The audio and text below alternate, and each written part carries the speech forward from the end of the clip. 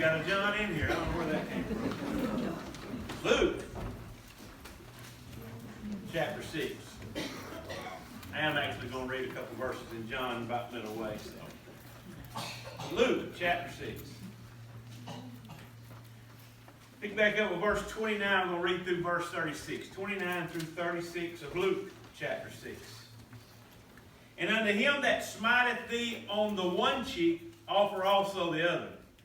And him that taketh away thy cloak, forbid not to take thy coat also.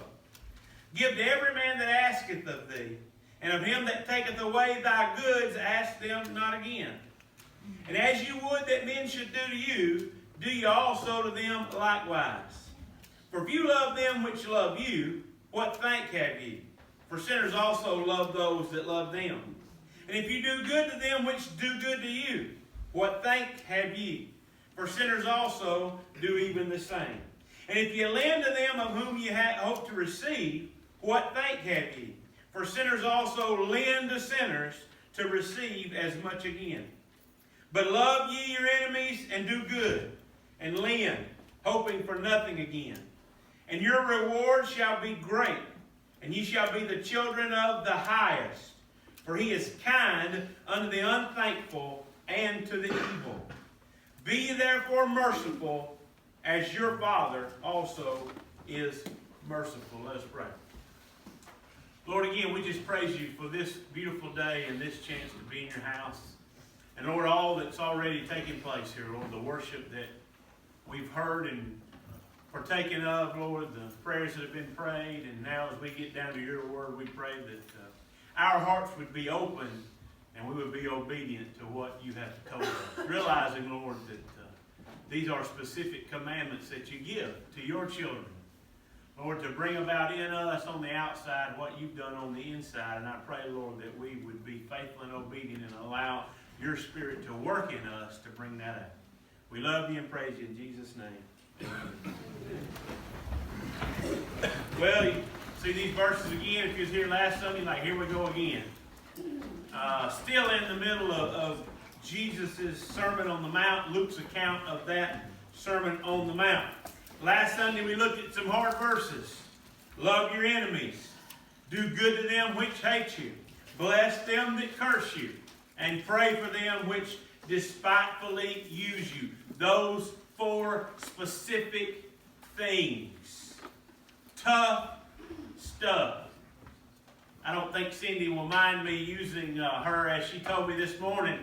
Hey, I was doing all 4 of them things. I was doing good Monday, Tuesday, Wednesday, Thursday, and Friday. I did it, just all went out the window. Well, amen, that's the way it is. Yeah. This is hard stuff. Yeah. This is stuff that takes effort and help from the Lord to do, and you're not going to be 100%, but trying to get to 100%. I preach to my girls. I say, hey, at this level, when in hitting, you're going to be tremendous, really, really good when you fail 7 out of 10 times. You're still really, that's all-American quality. And that's failing 7 out of 10. We're not going to be perfect, but God sets that perfect standard for us to try to attain and try to reach. And boy, this is some of the hard things we have to do. I would say it's easy to love each other in here, but some of y'all have a hard time with that. Amen? But boy, get on the outside. Get out there in the world. And do the things that Christ is teaching here. It's tough. It's tough to love your enemies. If you were here last Wednesday night, you know, we talked about, we get caught up in that word enemy, and we don't really think much of us having enemies, but we all deal with difficult people. And loving difficult people. Loving people that are difficult to love because of what they do to us or how they act toward us. And so, in the middle of this, we are right back to hard stuff. You know, when Jesus was introducing this, we read this last week and Wednesday night again in Matthew. He said, you've heard to love your neighbor and hate your enemies. But I'm telling you, love your neighbor and love your enemies. And so, we pick up today's verses, and again, they're just as hard, because this is not normal behavior in our minds and our fallen human ways. It's just not the way we see things ought to happen. Dealing with those people who are against us. Answering these kind of things, as Christ teaches here, with love. Agape love, or unconditional love. Because that's the distinguishable attitude of a Christian. Love, because that's the distinguishable attitude of Christ and of God. Love. And if we're going to be Christian, little Christ, then we should be exuding that love and having that love manifested in what we say, how we do, and what we do. Because we do want to follow God's will and rule. And we know the verse we learned at an early age. For God so loved the world. Thank God for His love. And it's that love that we're to be manifesting back out to all people. Not just our neighbor that we think's our neighbor, but everybody's our neighbor, including our enemies. So we get right back into verse 29, and boy, this is awful. This is hard. Unto him that smiteth thee on the one cheek, offer also the other. Preacher, I ain't doing that. Some of y'all already, I ain't doing it. I can get all that stuff you talk, but we get this, I can't do this. I'm not doing this. I just can't. Well, let me put it in context as to what Christ is talking about here. Because you can sometimes go too literal and think this through. This is not, hey, I'm being mugged on the street and I'm getting beat up. I don't lay down there and say, kick me again. That's not what it's talking about. It's not, hey, I get attacked from behind, surprised by some attacker, and then I turn around and give him the front and let him get that too. That's not what it's talking about. This is really a specific example that Jews at this time understood what Jesus was talking about. I think when I try to explain it, maybe you'll understand more what it's talking about. Smiting on the cheek meant something. It was what we would refer to as a slap in the face. Same idea. Smiting on the cheek, a slap in the face. If you were brought into the synagogue and punished by the religious order, we've often heard about the floggings or the beatings or the cat of nine tails, and they could do that to you as long as they didn't do it 40 times. Paul talks about 5 times he was beaten 39 times, lashed with those leather strips with the pieces of bone and metal and just beat up with. We know what Christ did. Again, in our minds, if you've seen Passion of the Christ when they timed that post and they're beating, that was a synagogue punishment. That was meant to inflict pain. But there was something else they would do that wasn't necessarily painful as much as it was humiliating. And that was to stand you up in front of everybody and slap you in the face. I mean, we all know that. You know, you'd rather do anything. Don't spit on me and don't slap me in the face. Right? That was humiliation. And as I said, when I got up, I read the text and I said, John. Over in John, I'm just going to read it real quick to you. When they bring Jesus in, that's one of the first things that they do to him. And I'm not going to get you turned. I'm just going to read it real quick. But if you want to look at it later, it's found in John chapter 18. And in John chapter 18, when they bring him in and they're talking to him, the high priest are questioning, said, Jesus answered him, I spake openly to the world. I ever taught in the synagogue and in the temple, whether the Jews always resort.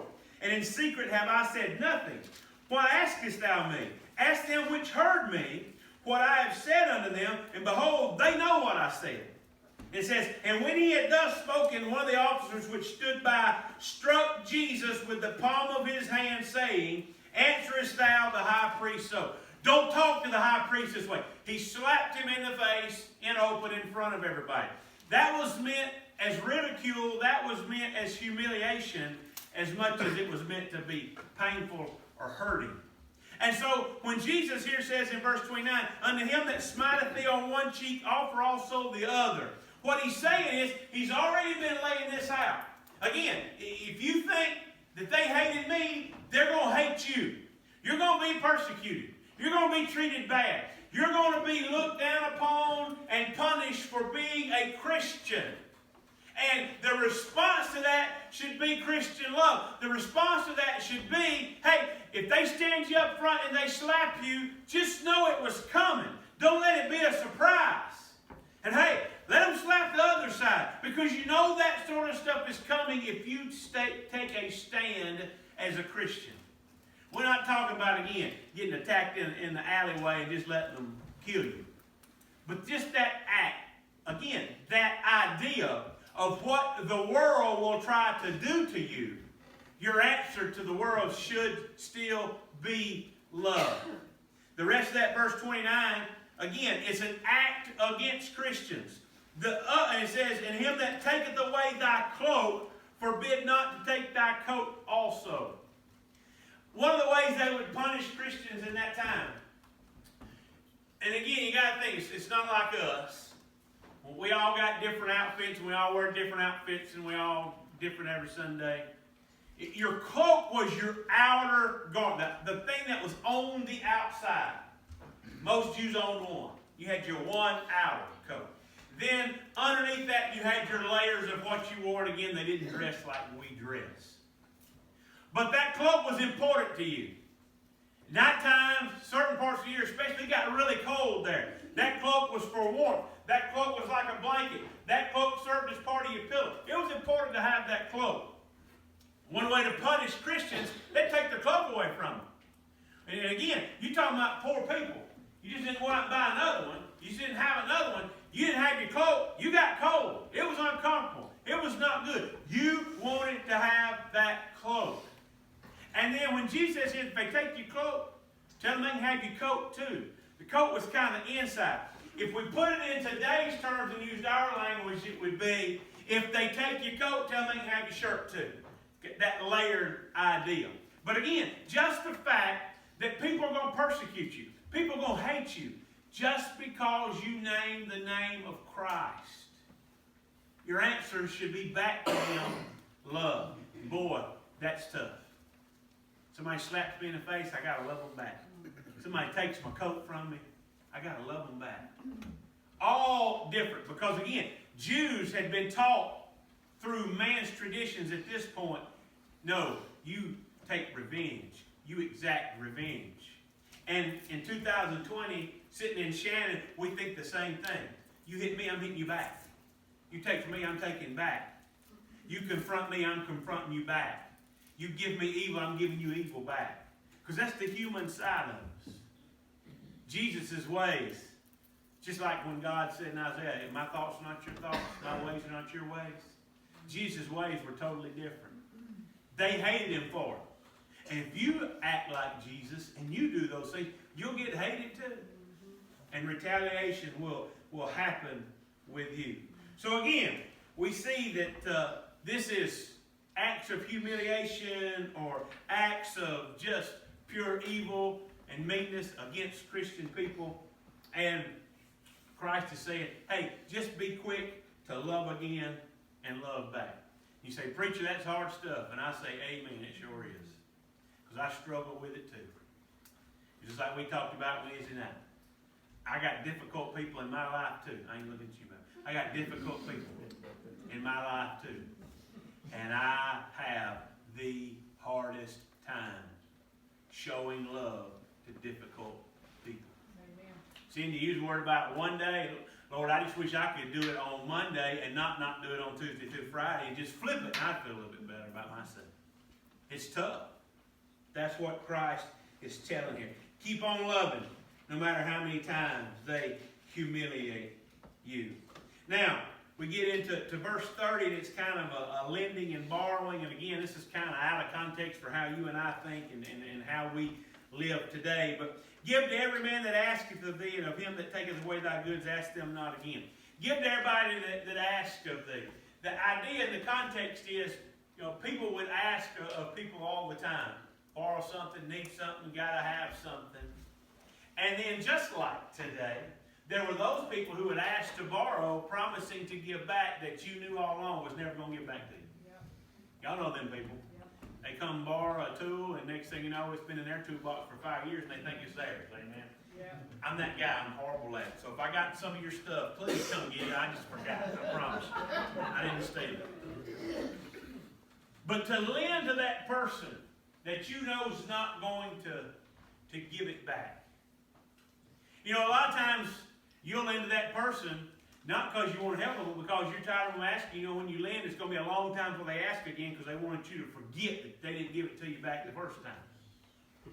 But Christ says, just lend to them and don't worry about it. And then even worse, for those that steal from you, just take his stuff. Forgive them. Love them back. Again, that's just so contrary to how we think and who we are as fallen, sinful human beings. But that's what Christ is teaching here in this sermon.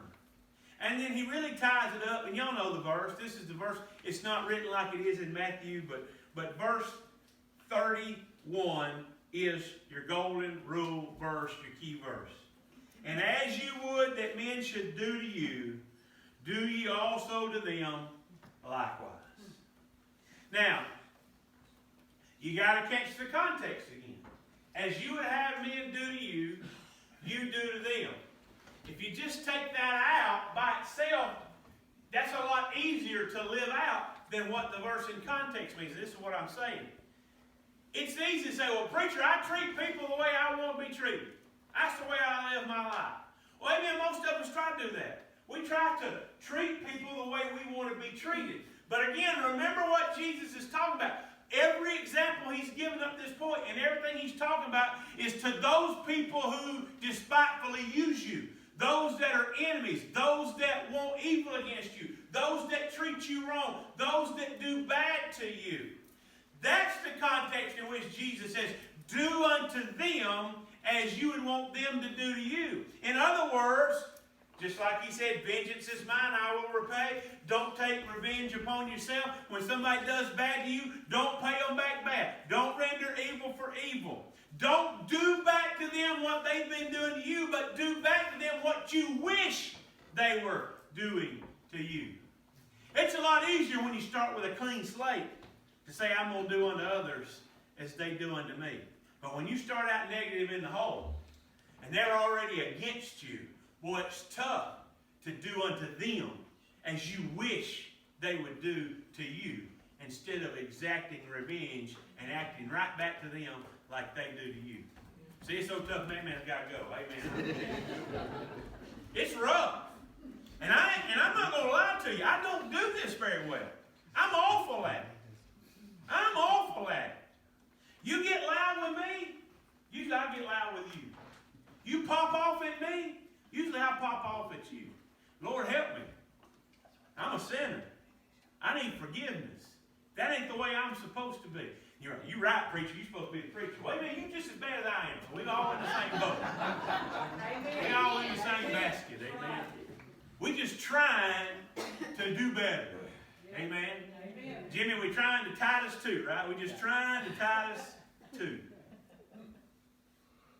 As much as is humanly possible to love back instead of bite back.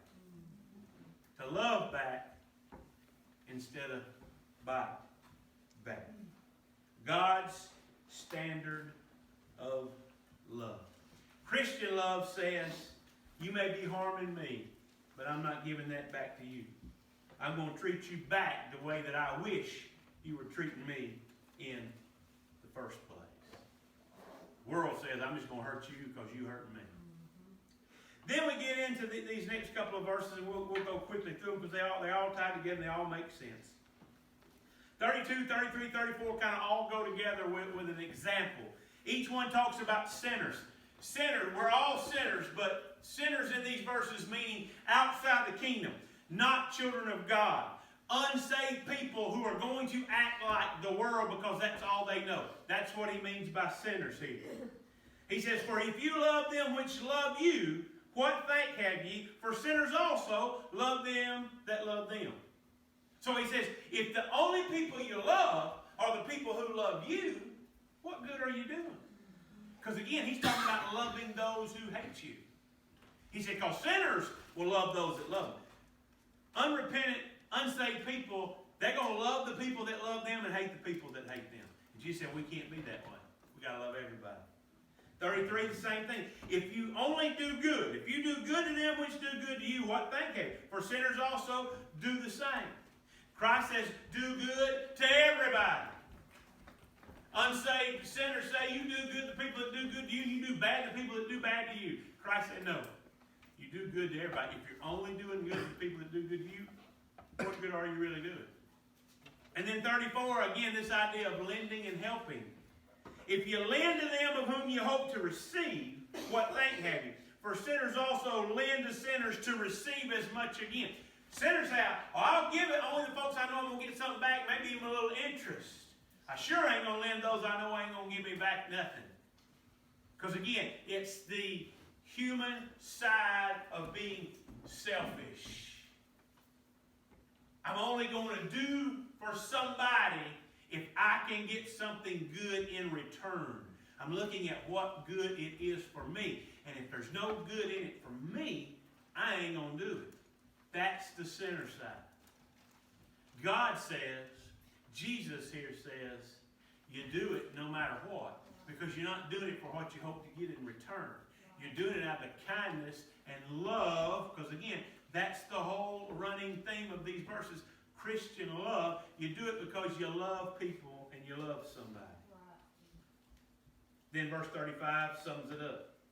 But love ye your enemies and do good and lend, hoping for nothing again.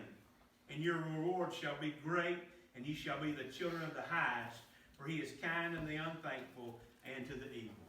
We get that word again, that phrase again. But love your enemies. Love those difficult people.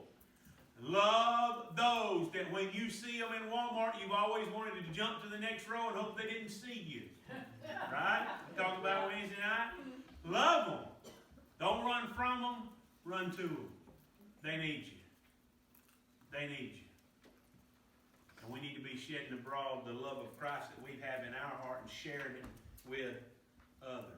He says two things in that 35 as kind of not being selfish, but profitable to us if we are like this. Number one, your reward will be great. And it's hard for us to think about rewards. Because I know me, I'm short-sighted, I'm not long-sighted. I still have never figured out quite like what heaven's going to be like. I can't, in my finite mind, I can't think about the infinity of the infiniteness of heaven. It still doesn't register with me. The best I can think of, I know, is not even close to describing what heaven is like. I have a hard time thinking ahead about rewards in heaven and those kind of things, even though that's what we should be considering. We should be laying up for ourselves treasures in heaven, not here on earth. But again, I'm such a fallen human, I just have a hard time thinking about that. But Christ tells us, right, if you do this, great is your reward. The best part, to me, the second, you're considered children of the highest, capital H. Children of God. When you act like this, you are giving evidence that you're of the family of God. When you can love unconditionally, when you can love those difficult people, when you can do good even when people ain't doing good to you, you show evidence that you are children of God. And you put God and His glory on display. And I'm selfish enough, because I'm human, you put Shannon Baptist Church on display. Hey, I want folks to think good about us. That's just common sense, human side of me. I don't want folks, yeah, that and there, they go to Shannon. That's the kind of folks go to Shannon. Come on. Come on. I've told this story a million times. I'll tell it again because it just blows me away. But I remember being at Sparks Gap, playing softball. Got your Sparks Gap softball jersey on. And there was that Iron Bowl that time, and they had the old drunk guy just screaming, hollering, ain't the fool that's hauling him off the gym, and he had Sparks Gap softball shirt on. Oh my goodness. That's all anybody thinks about us. We got a bunch of drunks down there playing ball. I want folks to think, hey, that place must have something down there. By its members being obedient and showing the love of Christ in their life, what they do, how they act, and what they say. Because it does show that we are children of the Most High. That last phrase, don't miss it's pretty good too. For He, God, Jesus Christ, is kind unto the unthankful and to the evil. Hey, there was a time when we were all unthankful and evil. And honestly, we've been saved and we're still unthankful and evil, but we're saved and we've been forgiven of our sins. Thank God He loved me when there was nothing lovable about me. And He saved me. And that's what Christ is telling us to do. Those folks that you think are unlovable and not worth anything, you need to love them. You need to love them even more. Last verse, why? Because verse 36, be ye therefore merciful as your Father, capital F, God the Father, is also merciful. He showed mercy to you. We in turn should be showing mercy to others. Preacher, you just don't know these folks. They just don't deserve it. Neither did we. Neither did we. I close with this. I read it this week, and it's perfect timing, and I thought it was awesome. God put on social media. I've tried 1,000,000 times to stop God from loving me. But thankfully, He hasn't stopped yet. Amen. Boy, yeah. That's us, folks. Right. And as merciful as He's been to us, that's as merciful as He wants us to be to those difficult people, to those enemies, to those folks who despitefully use us. To show His love to them just like He showed His love to us. And when we walk out the door, it starts all over again. Thank goodness, clean slate. We'll start trying again. It might last a minute. Might last a day. See, it might last almost all. That's what God's told us to do. If we're going to be faithful and obedient, that's what we have to do. Amen. Let us stand while Denise comes to the verse. Nobody's coming to the altar today, but amen. I would love to offer the invitation as we come with a verse of song.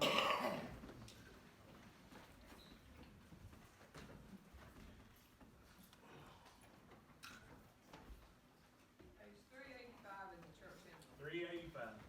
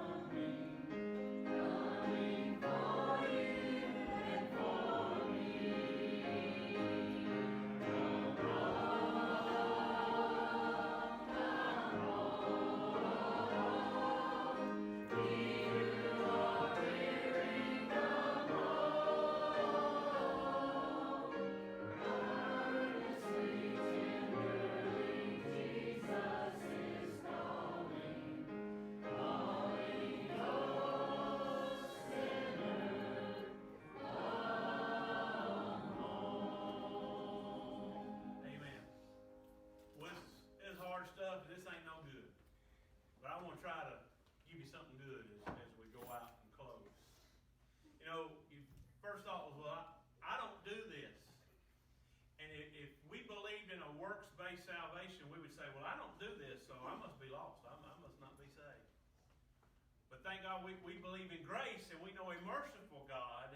And instead, we know that because I know I did wrong and God breaks my heart over it, that really proves that I've been saved by grace. Because if I weren't saved, it really wouldn't bother me, and then I wouldn't even think nothing else about it. Amen. So, amen, don't leave defeated. Leave knowing that, amen, we're conquerors That's right. in everything through Christ. Thank you, Lord. Martha's come this morning. She's honest. She needed this. Some other folks here this morning, you needed this. And you got to take it and build on it. So I want to ask anybody to be willing to come join us in the altar. We're going to dismiss an altar for everybody that'd be willing to come join us. Amen, Bernard. According to this sermon that we heard today, every one of us should be in that altar. Amen. That's right. And if otherwise, we should be in the altar and singing this song, "Search me, O Lord." Amen. That's right. Cleanse me. Amen. Amen. If you'd be willing to join us, come join us this morning. We'll dismiss right here from the altar. Amen.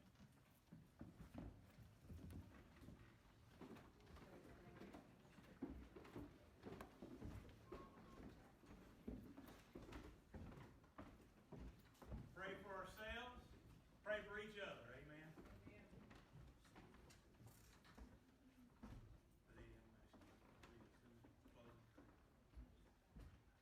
As we close again, lifting each other